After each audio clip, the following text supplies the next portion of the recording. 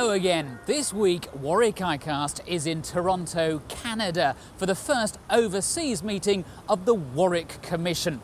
The Commission is due to report in December on the future of the world trade system. It's chaired by the former Canadian Trade and Foreign Affairs Minister, the Honourable Pierre Pettigrew. We started really in January. We had our first session with the commissioners at the university in February. We then had our questionnaire sent to a very large number of both practitioners and trade experts in our universities or institutions. We've had feedbacks from these experts and practitioners of international trade. We've analyzed these, and our drafters have already produced this sort of rough first draft, which really was the objective of our work here in Toronto. Now, this isn't just an academic commission. Several of the commissioners have practical experience that they can draw on. Pierre Sauvé, just remind me of the role that you played during the NAFTA negotiations. I served as Canada's negotiator in the area of trade and services, so banking, telecommunications, transportation, the whole service sector.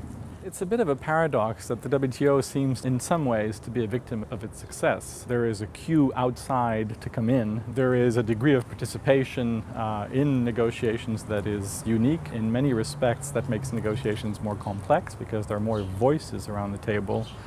Many more countries are vocal and vocally defending their interests in a manner that we didn't see before. That changes the equation in negotiations in a way that is undoubtedly more complex, makes the quest for consensus more difficult, but at the same time makes the process more legitimate, more democratic in a way. The world is a dramatically different place than what it was a decade or so ago. And this is very exciting, and it gives lots of opportunities. I mean, they think that, for example, the opening of the Chinese market is having a huge beneficial impact on the world economy overall. But at the same time, when you have this degree of turbulence and we have new players and a huge new player like China in particular, this invariably results in a good degree of turbulence, a degree of tension, a degree of rivalry between old players, new players, and so on. And therefore, it's in that context that the institutions that exist, which can serve to provide the foundations to the world economy, that can provide the framework, that can provide above all the rule of law, so that in case we go through a difficult period, which at some stage or another we're bound to, that we're going to find that we're not lacking in both the letter and spirit of a proper institutional framework with respect for the rule of law. To be perfectly candid, I started off a little bit skeptical of commissions and these sort of exercises. I've been enormously impressed at both the range of expertise and the quality of the discussion. The commission includes folks from all around the world, from developed countries, developing countries, from different disciplines, from practice, from the academy, from government. And so there are a number of very rich and diverse perspectives. And for the most part, we've been able to try to find a middle way that I think combines really the best of insights from various disciplines and experiences. As the only American and the only lawyer on the commission, have the other commissioners been putting you on the spot? You know, as you might expect, law is probably not the most popular discipline in the room. And to be sure, the role of America in the trading system is a very difficult role. I'm not here as a representative of the government at all, but the commissioners have really struggled with how do you keep America as the largest power, as the superpower engaged, but not have it be as an institution that simply serves one state's interests, but really serves the collective interests. The Commission is a very important initiative. It's evolving, the global trade talks are stalled. There are concerns about the future of the multilateral trading system because of this deadlock at the WTO. And the Commission is a very important initiative because it seeks to establish what the underlying problems that confront the global trade system are, and to propose ways in which they could be resolved. Now, you have specialist knowledge of so-called LDCs, the least developed countries. Do you think they get a raw deal out of the world trade system?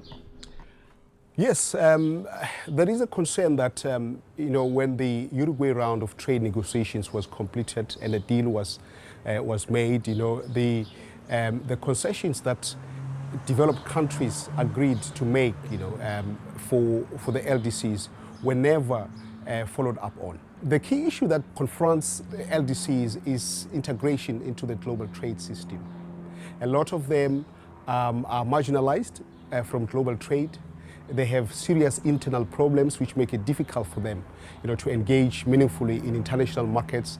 And this is where the challenge of the WTO is, to integrate those countries into the global system. I think we have made tremendous, and I think on my behalf, unexpected strides in really identifying what we think are the crunch issues for the multilateral trading system. And I think, much to my delight, that we've actually managed to come up with some possible both technical and political solutions, or at least means of addressing some of these issues. Are you an optimist or a pessimist about the future of the world trading system?